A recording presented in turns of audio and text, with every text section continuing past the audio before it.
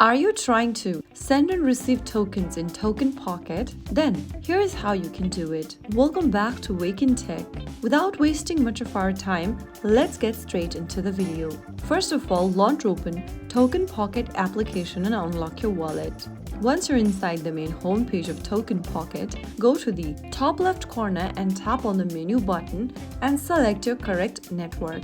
Remember, the sender must also use the same network if you are trying to receive the tokens. Now select the network you would like to receive tokens from and tap on the network. Once you're inside this page, go ahead and click on Receive at the top of the screen. You will then be able to see your wallet address and the QR code. Copy your wallet address by tapping on the copy button underneath the QR code and click Confirm. Now, you can share this address to your friends or contacts you want to receive the crypto from. Or you can also let the sender scan your QR code displayed on the page. Send the address or let the QR code to be scanned to the person or platform sending you crypto, and that's it. Once they send, your token will appear in your wallet. Now, if you want to send the tokens to another person, then go ahead and select the token you want to send from the wallet list. And once you are inside your wallet, click on the send button at the top of the screen. Now select the token symbol and on the next page,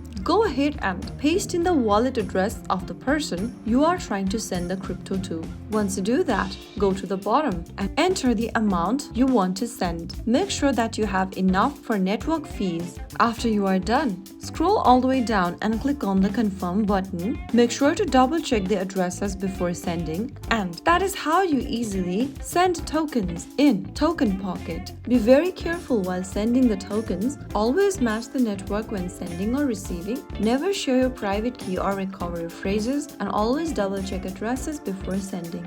If you found the video helpful, don't forget to like, share and subscribe to our channel. I will be back again in the next video. Thank you for watching.